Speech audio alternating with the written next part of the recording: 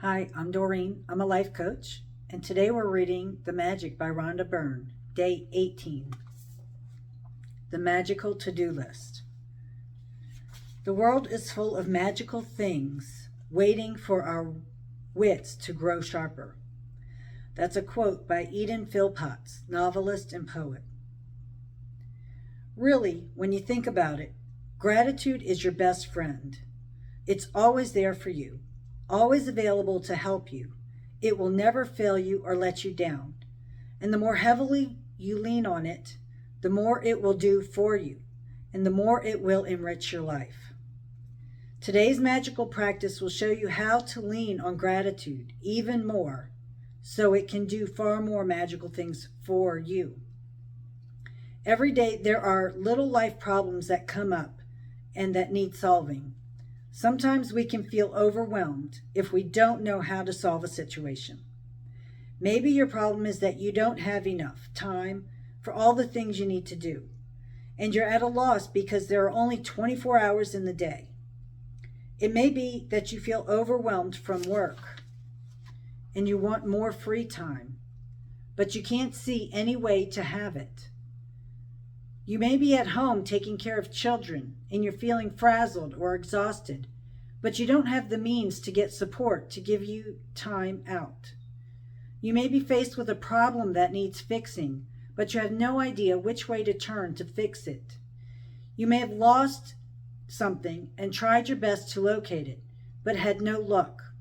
Or you might want to find something like the perfect pet, perfect babysitter, great hairdresser, or amazing dentist or doctor, and despite your best efforts, you haven't been able to find what you need. You could be in an uncomfortable situation because of something a person has asked you to do, and you don't know how to respond to them, or you could be in some kind of dispute with someone, and instead of getting it resolved, things seem to be getting worse. This magical to-do list practice will help you with any little day-to-day problems when you don't know what to do, or when you simply want something to be done for you. You will be amazed at the results. When you combine gratitude's magical power with the law of attraction, people, circumstances, and events must be arranged to do what you want done for you. You will not know how it will happen or how it will be done for you, and that is not your job. Your job is simply to be as grateful as you can be for what you want done right now, as though it were done, and then let the magic happen.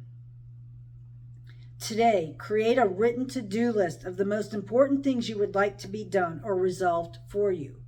Entitle your list The Magical To-Do List. You might put things on your list that you don't have time to do or don't want to do, along with any current problems from the smallest day-to-day things to bigger life situations.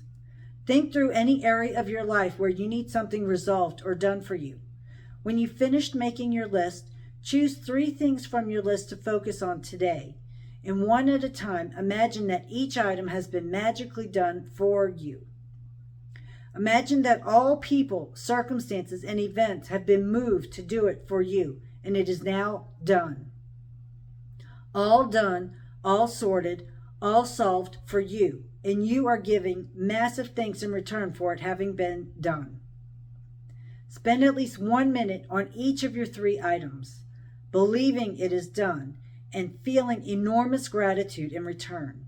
You can follow the same practice on the rest of the items on your list at another time, but there is power in simply putting the things you want done on the magical to-do list.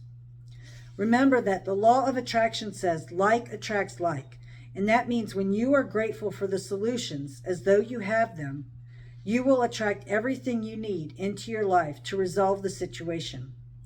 Focusing on problems attracts more problems. You have to be a magnet to the solution, not a magnet to the problem. Being grateful that you have the solution and that it has been resolved attracts the solution.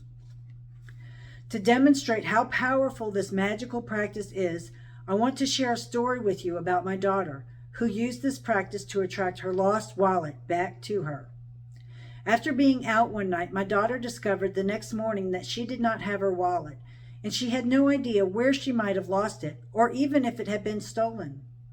She called the restaurant where she went to dinner, the taxi company she used to come home, the local police station, and she searched the streets and knocked on surrounding doors, but no one had found her wallet. Other than the fact that my daughter's wallet contained the usual precious things in it, including all her bank and credit cards, driver's license, and cash, her biggest concern was that her wallet contained no current contact information. Because she had been overseas for some time, she didn't have a publicly listed phone number, and with a common surname, there seemed to be no hope. But despite the seemingly impossible obstacles, my daughter sat down, closed her eyes, and got a picture of her wallet in her mind. She visualized that she was holding her wallet in her hands. She opened her wallet, she went through all its contents, and she felt enormous gratitude that she had her wallet and everything in it back and in her hands. For the rest of the day, whenever she thought of it again, my daughter imagined she had her wallet in her hands, and she felt enormous elation and gratitude that her wallet had been returned to her. Later that night, she received a call from a farmer who lived 100 miles away, saying that he had found her wallet. The extraordinary part of this story is that the farmer had found the wallet in the street outside my daughter's home in the early hours of the morning, and he immediately searched the wallet, looking for contact details. He made several calls in trying to find its owner, but to no avail, and so he gave up and drove back to his farm with the wallet. But while he was walking out in the fields at his farm, the wallet kept nagging and nagging at him, and he decided to search through it one last time. He found a small piece of paper with a man's Christian name written out on it, and so he put the Christian name together with my daughter's surname and called directory assistance. There was just one listing for that Christian name and surname. The farmer called the phone number, and it was the home of my daughter's father. To this day, we do not know how the farmer got that phone number, because it was an unlisted number. We called directory assistance ourselves several times after this happened, and the response every time was, "Sorry, there's no listing for that name." From 100 miles away, through the most extraordinary sequence of seemingly impossible events, my daughter's wallet was returned to her, intact. She fulfilled her part in being grateful that she had her wallet back, and as must happen, gratitude performed its magic and moved every person, circumstance, and event to return her wallet to her. The magical power of gratitude is available for you to use as well, and it always has been. You just had to discover it for yourself and learn how to use it.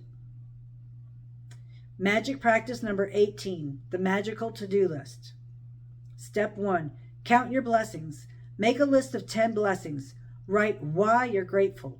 Reread your list, and at the end of each blessing, say thank you, thank you, thank you, and feel as grateful for that blessing as you can. Step 2, create a written list of the most important things or problems you need done or solved. Title your list, The Magical To-Do List. Step 3, choose 3 of the most important things from your list, and one at a time, imagine that each thing has been done for you.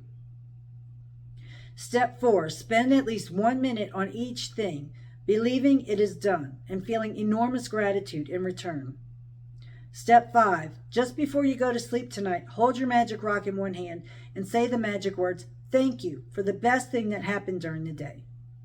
That's it for day 18. I hope you like, share, subscribe, and comment. What is something on your magical to-do list you would like to have done today? And I'll see you on day 18. Thank you.